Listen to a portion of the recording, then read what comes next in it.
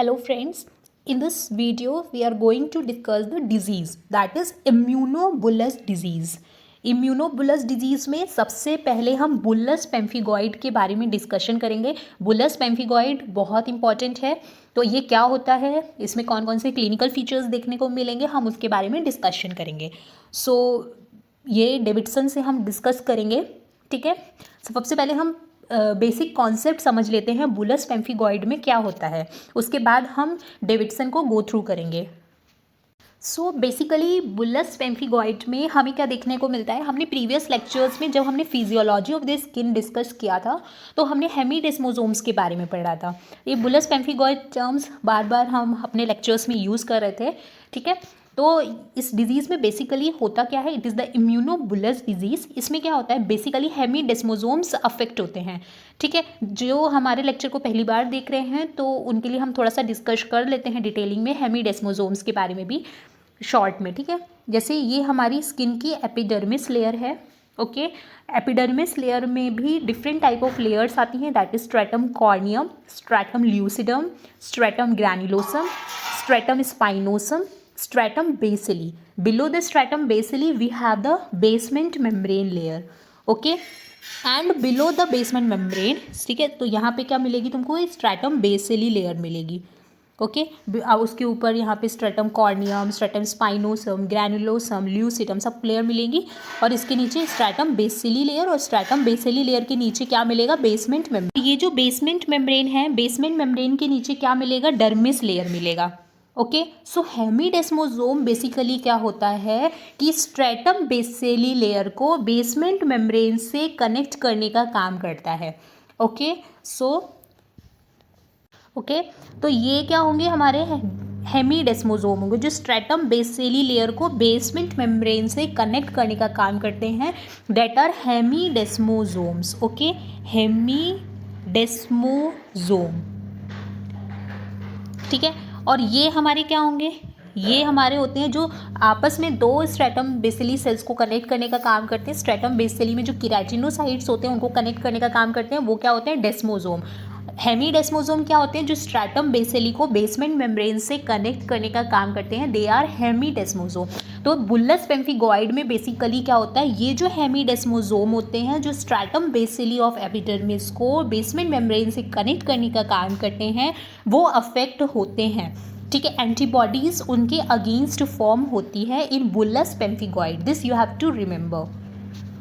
अगर हम हेमीडेस्मोसोम के बारे में बात करेंगे तो हेमीडेस्मोसोम किसके बने हुए होते हैं, they are made up of plectin and BPAG1-230.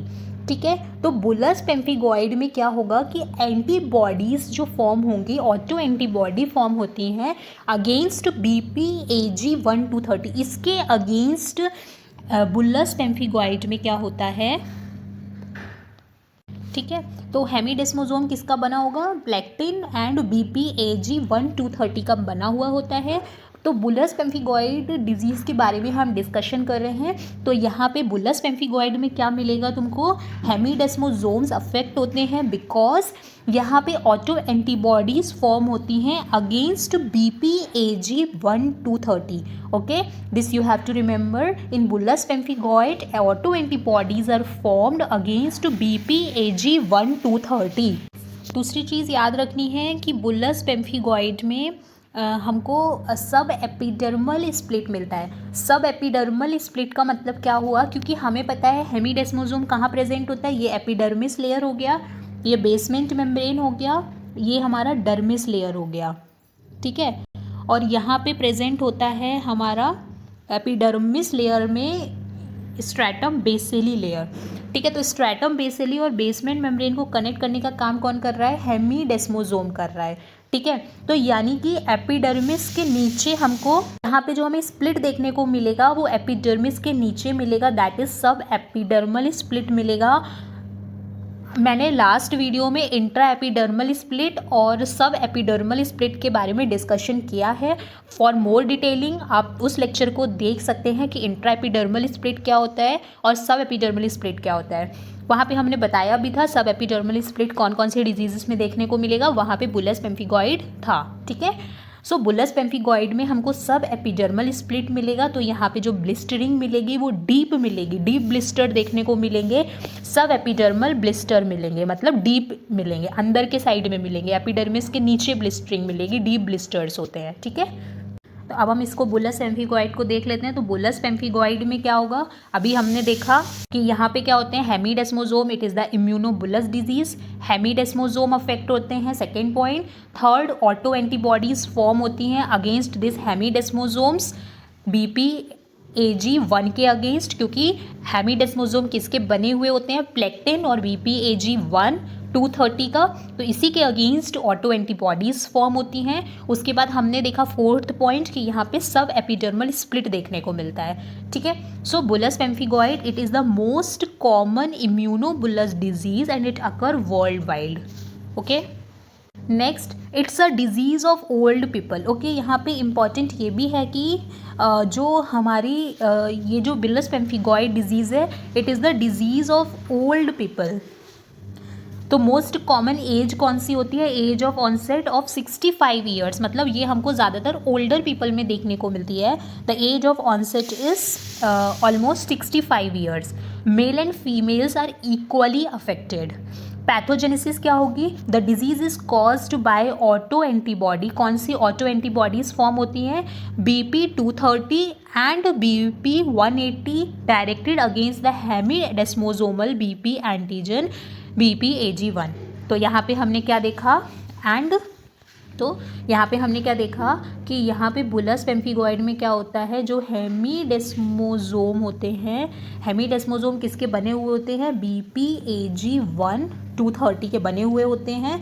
तो यहाँ पे यहाँ बुलस पेम्फिगॉइड में क्या होगा, ऑटो एंटीबॉडी फॉर्म होती हैं, कौन कौन सी, BP230 and BP180 auto antibody form होती हैं against this BPAG1 antigen. What is this BPAG1? It is the antigen that form the hemidesmosome. Hemidesmosome किसका बना है, BPAG1 का बना है, और ऑटो एंटीबॉडी फॉर्म हो रही है अगेंस्ट दिस BPAG1। कौन कौन सी ऑटो एंटीबॉडीज फॉर्म हो रही है, BP230 एंड BP180, ओके।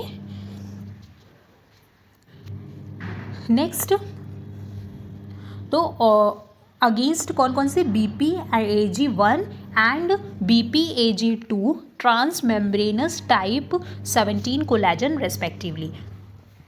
उसके बाद एंटीजन एंटीबॉडी जब आपस में बाइंड हो जाएंगी तो ये कॉम्प्लीमेंट एक्टिवेशन करेंगी, तो जिसके कारण हमको क्या मिलेगा, इन्फ्लामेशन देखने को मिलेगा, ठीक है। कॉम्प्लीमेंट एक्टिवेशन हो जाएगा, फिर हमें इन्फ्लामेशन देखने को मिलेगा।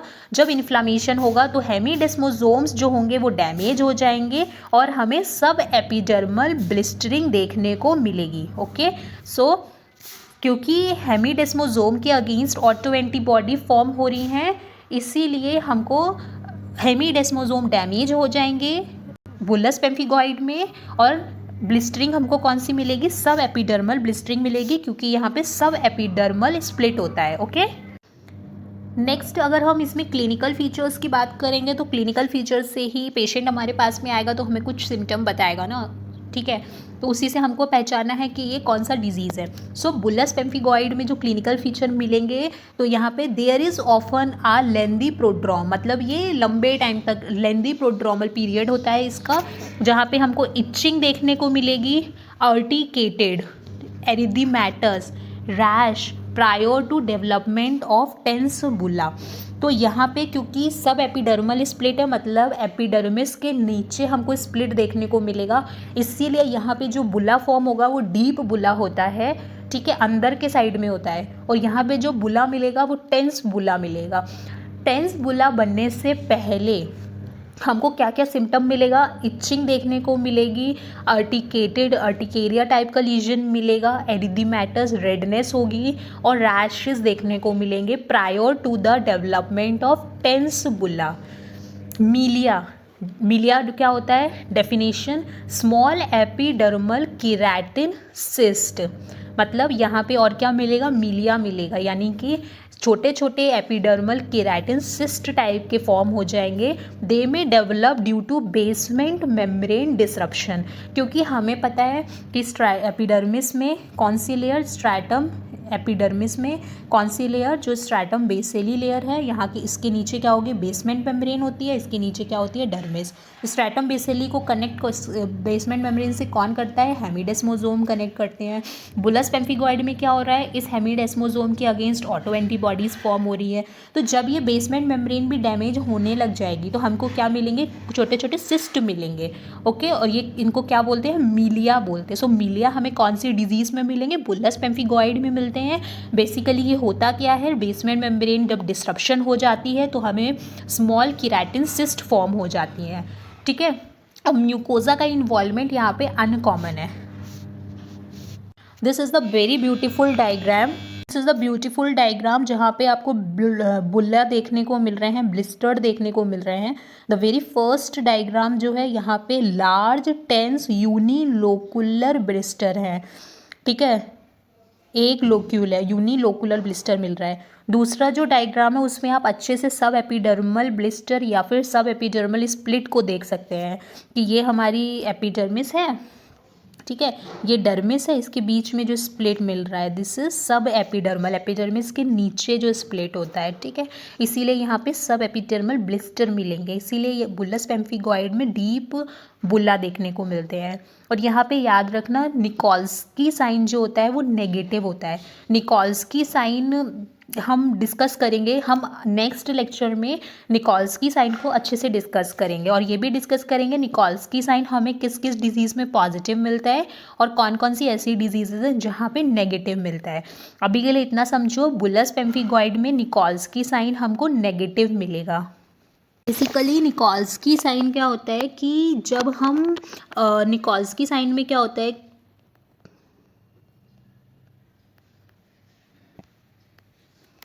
निकोल्स्की साइन यहाँ पे क्या मिलेगा, नेगेटिव मिलता है। ठीक है, निकोल्स्की साइन बेसिकली क्या होता है कि जब हम लैटरल प्रेशर देते हैं, मान लो बुला है, हम वहाँ पे लैटरल प्रेशर दे रहे हैं, तो अगर एपिडर्मिस सेपरेट हो जाती है on application of lateral pressure, तब वहाँ बोलेंगे निकोल्स्की साइन पॉजिटिव। ठीक है, बट यहाँ पे हमको जब बुला फॉर्म होगा तो वो बुला कैसा होता है, टेंस बुला होता है। ओके, सो टेंस बुला होने के कारण यहाँ पे बुलस पेम्फिगॉइड में निकोल्स्की साइन नेगेटिव मिलता है। ओके, नेक्स्ट अगर हम इन्वेस्टिगेशन की बात करेंगे तो investigation the diagnosis can be made by the skin biopsy करवाएंगे which shows subepidermal blistering हमें मिलेगी with eosinophil rich inflammatory filtrate, क्योंकि antigen antibody complement system activate हो जाएगा। ठीक है, तो इसीलिए हमको इन्फ्लामेशन देखने को मिलेगा और इन्फ्लामेटरी इन्फिल्ट्रेट्स देखने को मिलेंगे। डायरेक्ट इम्यूनोफ्लोरेसेंस हम जब करवाएंगे तो हमको क्या मिलेगा, लीनियर आईजीजी मिलता है एट, ठीक है, लीनियर आईजीजी हमें मिलेगा at the basement membrane, the presence of IgG and C3 at the basement membrane. Indirect immunofluorescence में क्या मिलेगा, positive titres of circulating anti epidermal antibodies. Distinction from the epidermolysis bullosa acquista requires immunofluorescence studies using the patient's serum on salt split skin. In bullous pemphigoid, the immunoreactant localized to the epidermal site, that is hemidesmosome of the split skin, whereas in epidermolysis bullosa acquisita they localize to base of the split, type 7 collagen and anchoring fibrils. तो यहाँ पे important क्या है कि अगर हम bullous pemphigoid को differentiate करेंगे एपिडर्मोलाइसिस बुलोसा एक्विसिटा से, ठीक है, तो हमें क्या किस चीज़ की ज़रूरत पड़ेगी, इम्यूनोफ्लोरेसेंस हमें करवाना पड़ेगा और वहाँ पे हम पेशेंट का सीरम लेंगे ऑन सॉल्ट स्प्लिट स्किन। तो अगर बुलस पेम्फिगॉइड होगा तो हमें क्या देखने को मिलेंगे, जो इम्यूनो रिएक्टेंट्स होंगे वो हमको कहाँ देखने को मिलेंगे, हेमिडेस्मोसोम वाले मिलेंगे, क्योंकि बुलस पेम्फिगॉइड में क्या होता है, हेमिडेस्मोसोम्स अफेक्ट होते हैं, उनकी अगेंस्ट एंटीबॉडी बनती है। अगर हम एपिडर्मोलाइसिस बुलोसा एक्विसिटा को डिस्कशन डिटेलिंग में करेंगे, अभी सिर्फ डिफरेंस समझ लो। यहाँ पे हमें जब इम्यूनो फ्लोरेसेंस स्टडी करवाएंगे एपिडर्मोलाइसिस बुलोसा एक्विसिटा में, तो हमें क्या देखने को मिलेगा कि ये जो इम्यूनो रिएक्टेंट्स हैं वो हमें कहाँ देखने को मिलेंगे, कोलेजन 7 दैट इज डर्मिस वाले साइड में देखने को मिलेंगे। कोलेजन 7 क्या है, it is the part of dermis, तो डर्मिस वाले साइड में देखने को मिलेगा, या फिर एंकरिंग फिब्रिल्स वाले साइड में। अभी हम दिखा रहे हैं, ये देखो बुलस पेम्फिगॉइड में जो इम्यूनो रिएक्टेंट देखने को मिलेंगे वो यहाँ मिलेंगे, ठीक, हेमीडेस्मोसोम वाले साइड में। वहीं अगर हम इम्यूनोबुलस एक्विसिटा डिजीज़ को देखेंगे, वहाँ पे हमको जो इम्यूनो रिएक्टेंट्स देखने को मिलेंगे वो एंकरिंग फिब्रिल्स यहाँ साइड में मिलेंगे, डर्मिस वाले साइड में, इस साइड में मिलेंगे, जबकि बुलस पेम्फिगॉइड में यहाँ पे मिलेंगे इम्यूनो रिएक्टेंट्स, ठीक है। तो बुलस पेम्फिगॉइड में तुमको याद रखना है, तुमको डायग्नोसिस कैसे करते हैं, स्किन बायोप्सी करेंगे, डायरेक्ट इम्यूनोफ्लोरेसेंस करेंगे तो हमें लीनियर